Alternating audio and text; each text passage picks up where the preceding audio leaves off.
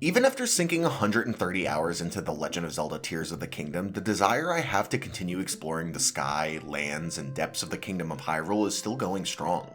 That said, it's beginning to set in that I will likely never see all the content that this game has to offer, and that's okay. I don't need to see everything in Tears of the Kingdom to know that it did something special to hold my interest for as long as it has. As someone who was very lukewarm on the game's predecessor Breath of the Wild, this has been pleasantly surprising as there have been multiple times where I've started to feel burnout, only to be reinvigorated when discovering something new and exciting. The fact that I'm still playing over 50 hours after finishing the story is a testament to how engaging the world of Tears of the Kingdom is, as it provides a completely fresh experience despite reusing a map we've already thoroughly searched.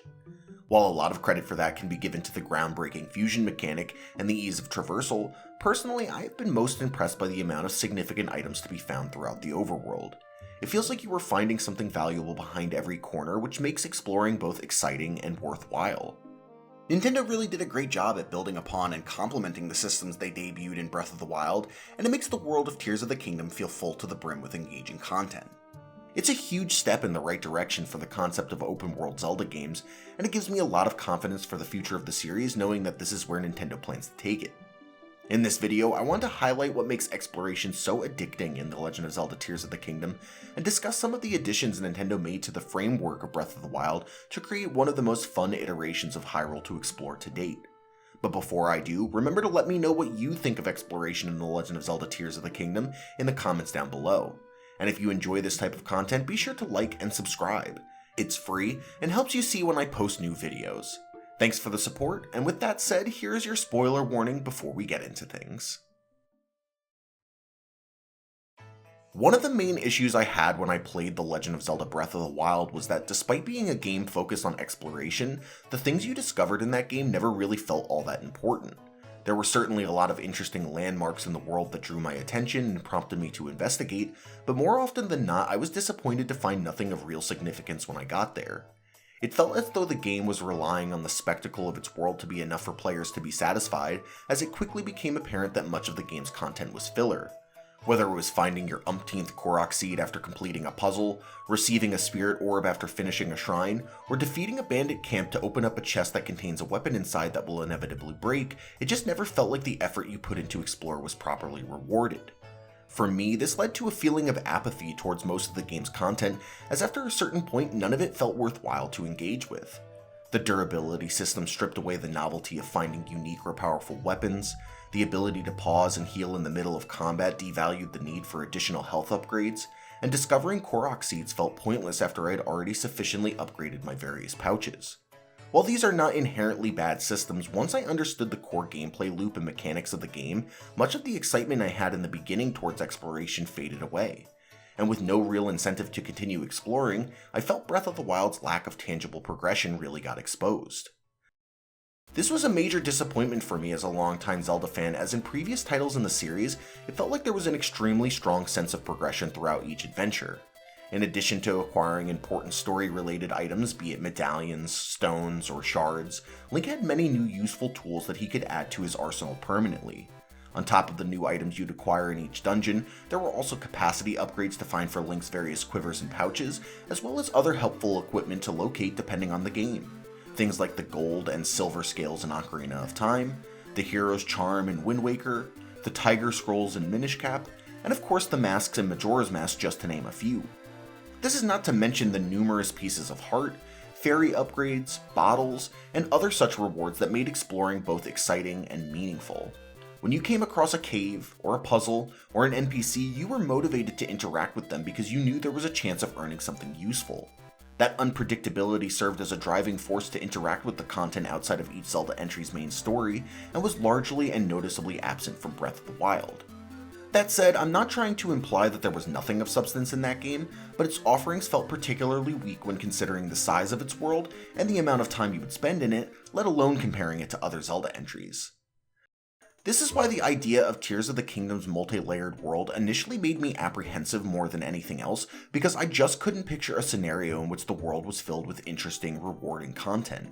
And at first, my fears were proven correct, as quickly I realized that many of the problematic systems that debuted in Breath of the Wild were returning.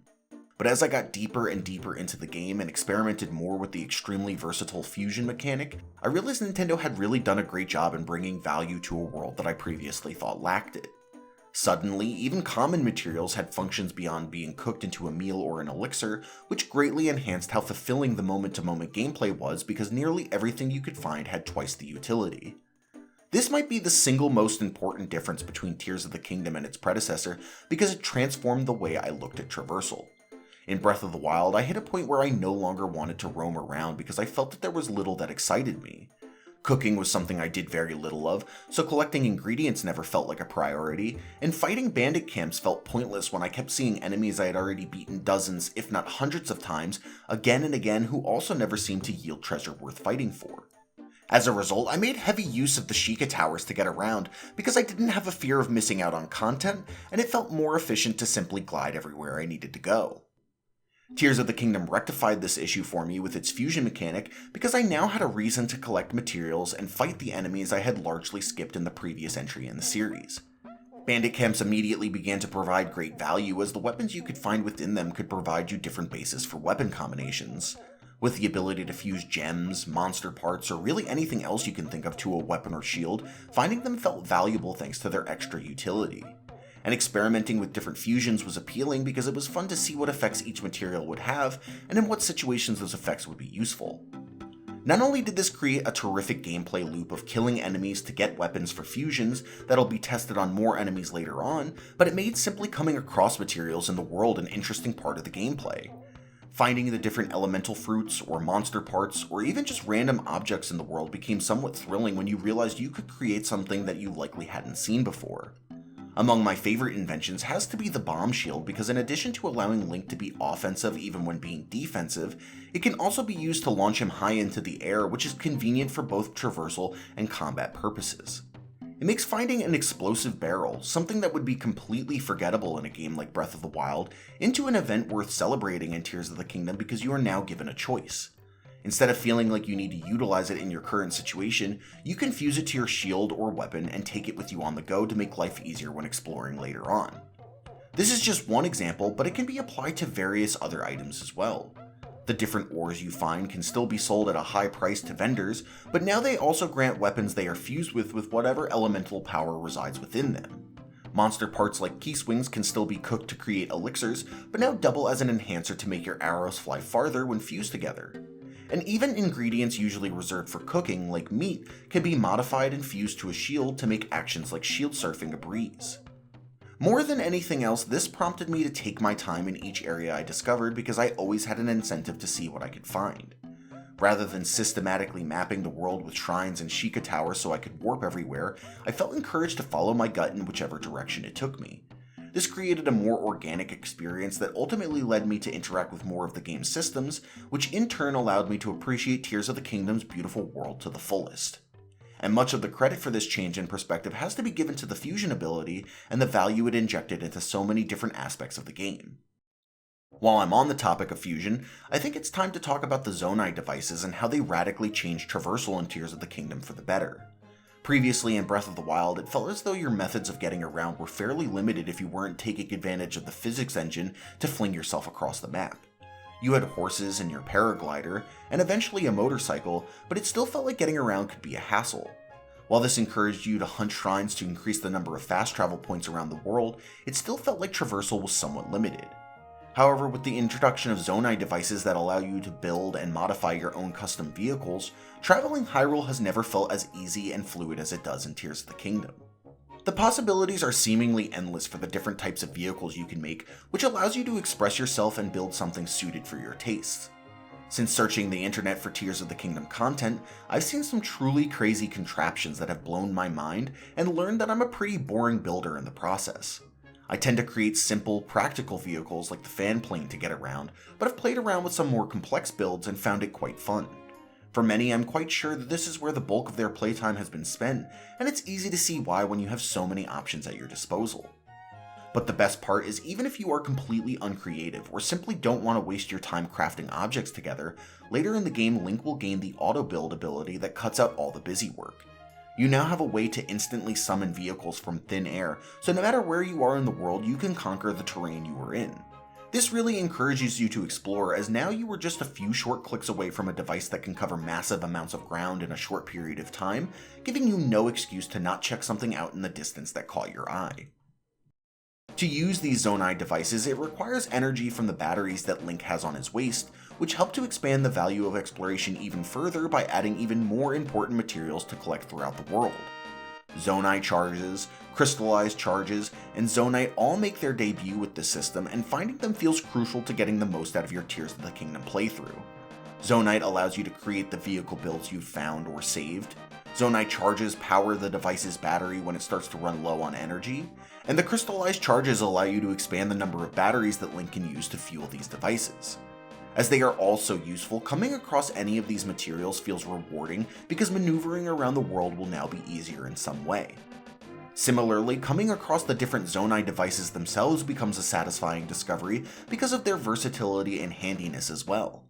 As I just stated, they are great for modifying vehicles, but oftentimes I find myself using them individually as fusion items for my shields and weapons. Need to get somewhere high up, but don't have a way to get there quickly? Try fusing a rocket to your shield for a makeshift version of Revali's Gale from Breath of the Wild. Trying to reach somewhere with your paraglider but don't have quite enough stamina to get there? Fuse a hoverstone to an arrow and create a platform for yourself to rest on without losing height. Feeling overwhelmed by enemies and need to make a quick getaway? Attach a sled to your shield and slide away at high speed to get back your bearings. There are so many uses, and yet it feels like there are still many more left to be discovered. What I admire most is how every aspect of this fusion system serves to make exploration as effortless and rewarding as possible. From finding useful materials, to crafting functional vehicles, to creating practical tools, everything works together to make the world of Tears of the Kingdom accessible and unique. The developer's dedication to making a game based on discovery-driven gameplay was realized in large part due to the system, because instead of just choosing the order in which you can complete events, you now have true autonomy over how they get completed as well. However, for as much praise as I've heaped on Fusion thus far, it is not the only thing responsible for making exploration as enjoyable as it is. Because though Fusion does a great job of promoting exploration, there'd still be no reason to investigate if you weren't finding important items and upgrades to advance your adventure along the way. Thankfully, as I mentioned earlier, Tears of the Kingdom does an excellent job in this department, which is the main reason I'm still playing well past the 100-hour mark. While I understand that for some, just roaming around to see the sights is enough engagement for them to have a good time, I am not someone who falls in that category. Progression is a huge part of what keeps me motivated to keep playing any video game, and when I feel like I'm not growing stronger or advancing the story, I tend to lose interest quickly.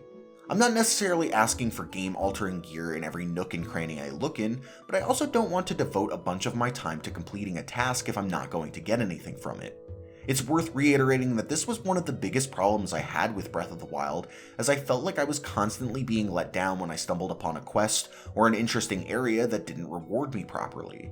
After being disappointed enough times, I lost motivation to embrace the game's core identity, and it resulted in me rushing to finish the game.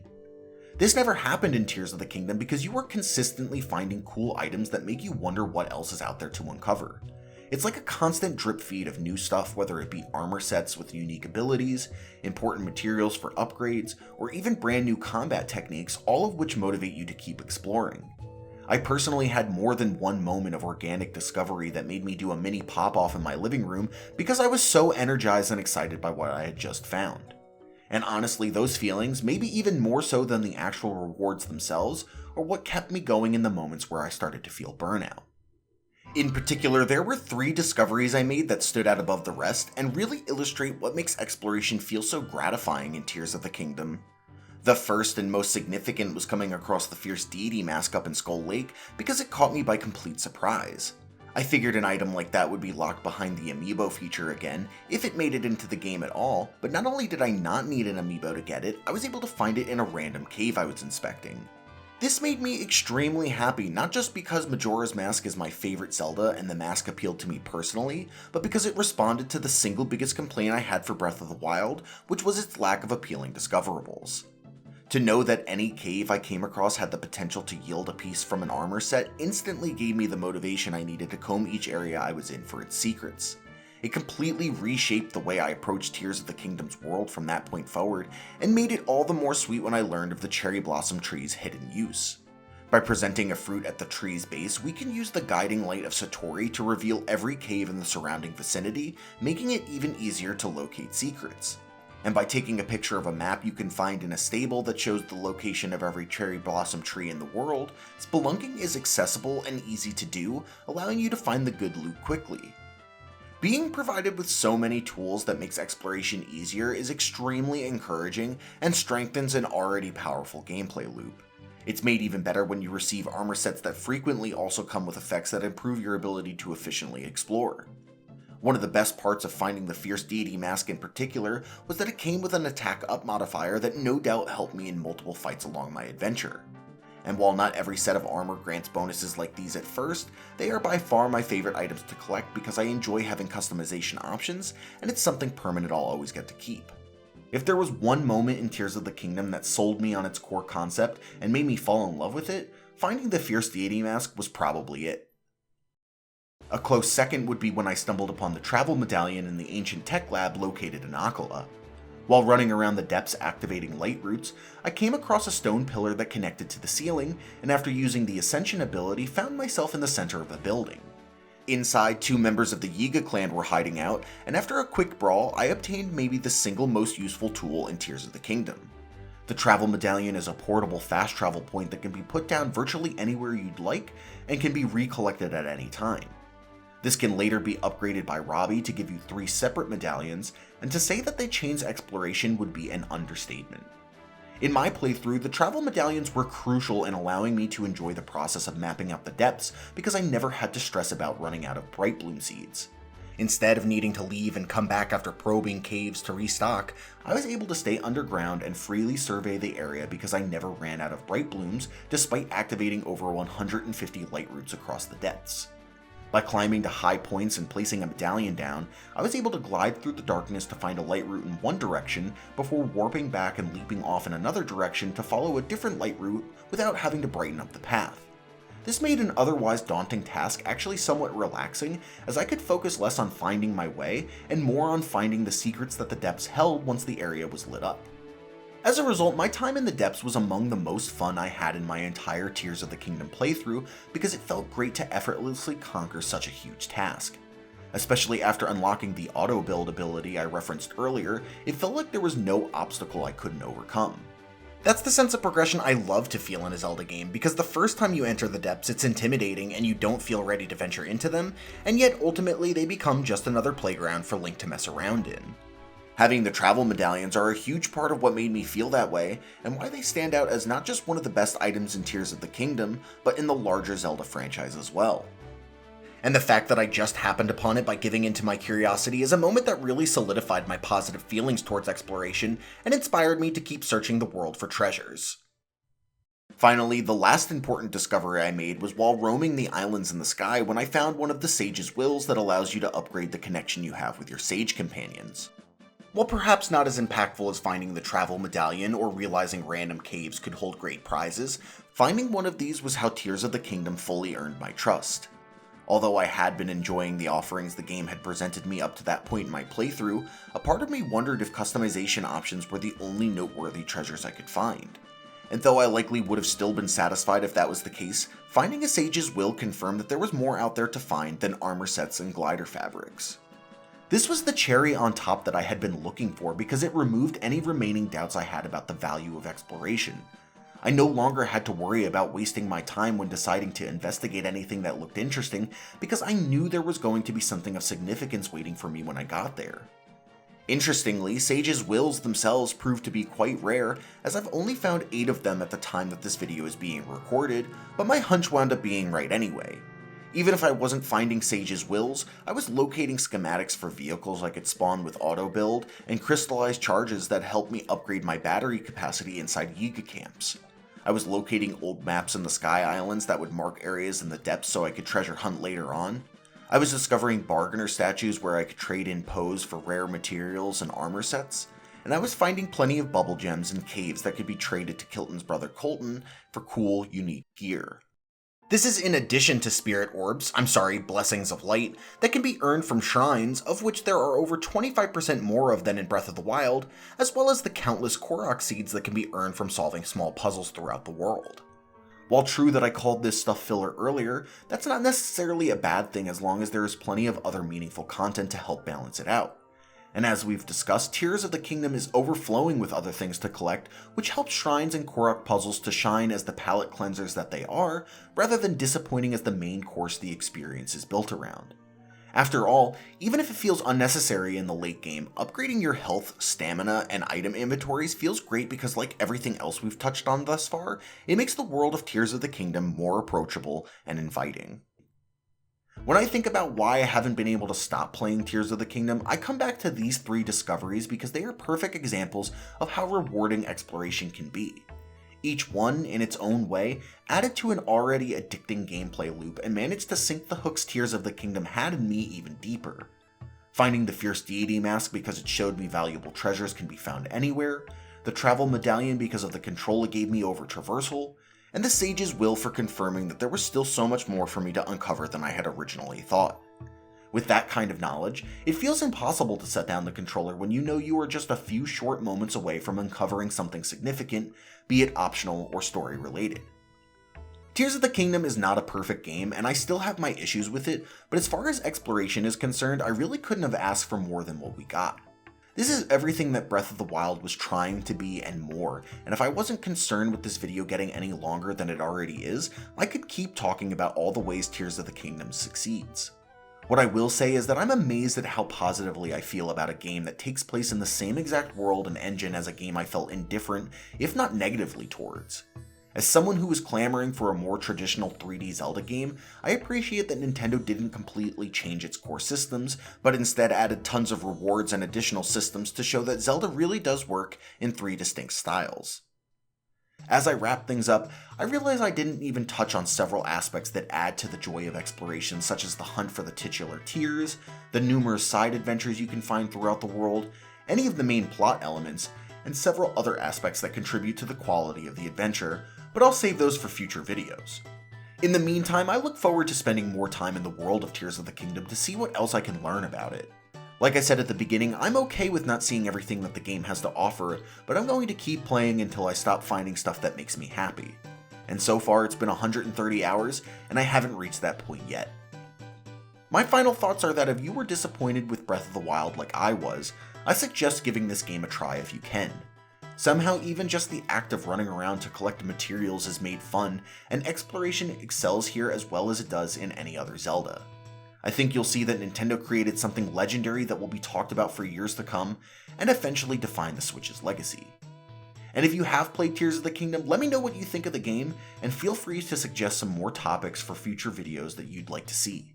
Thanks so much for watching, and I'll see you in my next video.